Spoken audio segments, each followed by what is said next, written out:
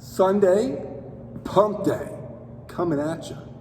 Kicking off this Sunday, rotating through for 20 minutes.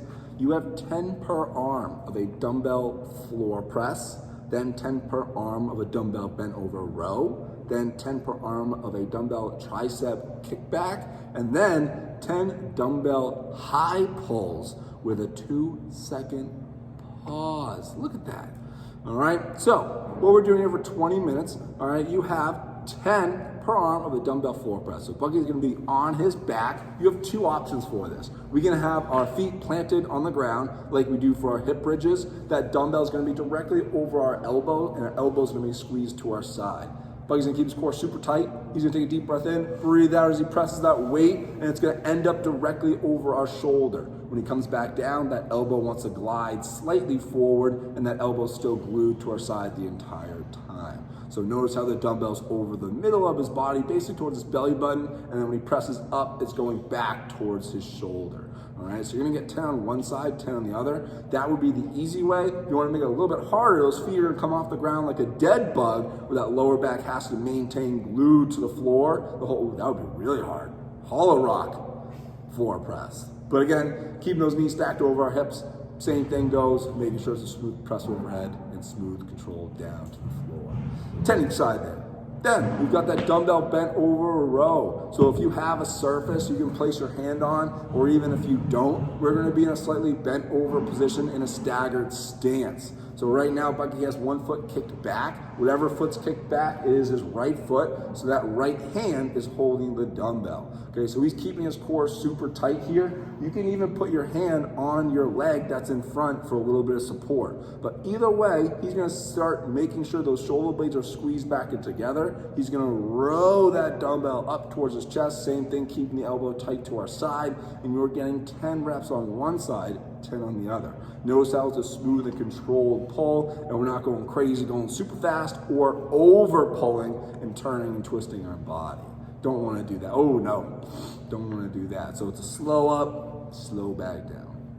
And again, if you have an elevated surface, just put your hand on a box, couch, chair, whatever you got, okay, to support your body, okay, so you can really focus on that good pull. 10 per arm of a tricep kickback. So this can be done on all fours here if you're doing it outside and you don't have anything to lean on. But what we're doing here is on all fours. We have that dumbbell in one hand. Okay, it has to be a really light weight, okay, because what you're doing is getting that dumbbell, okay, up to close to your belly height. But again, you are squeezing your elbow tight to your side, and we are kicking the arm back so it's locked out behind us. All right, so it doesn't want to go halfway. If you can't go all the way locked out, you pick too heavy of a weight. Okay, so lighter the better. And if it's like too light, you don't use like a water bottle because that's all you have. You can even add in a slight pause for 2 seconds so you really get that activation in this tricep. Yeah. So it's 10 each side. Just make sure you're keeping your core tight and we're keeping a good position. Lastly, those 10 dumbbell high pulls with a nice 2-second pause. So this is just standing up nice and tall. We're keeping our core super tight. The elbow's driving up and outside, and we're going to just below our chin. So it's almost like our barbell high pulls where we do the sumo deadlift high pulls where we want to end up above our collarbone but below our chin. So Bucky's gonna keep his core super tight. He's gonna drive that elbow high and outside. Dumbbell's gonna end up just below his chin. He's gonna pause there for 2 seconds and he's gonna go back down. All right, so making sure it's slow and controlled where we're not, again, going super fast, ripping that dumbbell up in the air and then back down, but it's a slow and controlled. Outside with that elbow, hold it, keep the core tight, and then slowly bring it back down.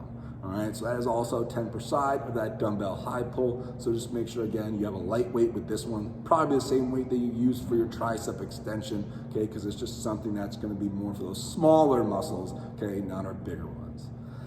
Once we finish 20 minutes rotating through, you have 3 rounds, 4 time to kick off and finish this Sunday. You have 75 double unders, then 50 jumping lunges, and then 25 alternating hang dumbbell snatches. Oh, you're gonna keep the arms even. Oh yeah, sorry Kerry, sorry.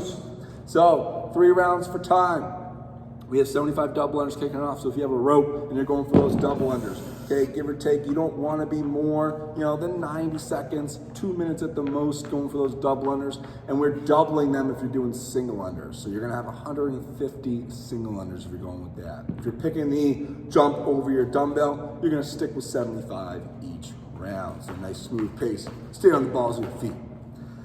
50 jumping lunges. So this is one where we're taking that big old step out in front, keeping the weight in our front heel and a nice tall chest. Once Bucky's knee touches and kisses the ground, okay, he's choosing the step back one here. So if you can't do the jumping, okay, you're just taking a big old step out, again, weight in the front heel and pushing back to your standing position. It's 50 total, so 25 per leg. The jumping, making sure you're getting that full extension at the top before you switch the legs and land into your next rep. So again, it's 50 total, 25 per leg. Just make sure that chest is tall and the core is tight and we're not rounding forward or putting our weight in our front leg. The 25 alternating dumbbell snatches here are from the hang. So once Bucky deadlifts the weight up with a nice flat back, okay, he'll have his feet underneath his shoulders, but we're performing this almost like a kettlebell swing where the weight is going through our hips in a vertical position. So notice how that dumbbell is facing forward, not horizontally. But once the weight goes through our hips with a nice tall chest, he's gonna squeeze his butt to pop forward and he's gonna get that pull and punch overhead for a muscle snatch. So this is something where we're using that hip power, but that getting a strong pull and then turnover overhead so that bicep touches the ear. All right, another option would be the power snatch, where once we pop the hips, we're dropping underneath in that quarter squat as we lock out. So this one will take some pressure off of the arm, but it'll put a little bit more in the legs because we're catching that quarter squat when we lock out, and then you have to re-stand up. So that's 25 total, okay? So making sure it's 13 on one side, 12 on the other. If you want to do extra, you can do 26. I know KP's probably gonna do extra. Don't do 24, all right? Big trouble. 3 rounds for time with that one, okay? It's gonna be, let me just double check here. 15-minute cap on that. So again, you want to be under 5 minutes per round on it. So just make sure, again, you're not taking more than 5 minutes on that first round or you're going to get time capped. All right, so we're looking to be give or take around 12 minutes on that workout. So move fast, have fun with it,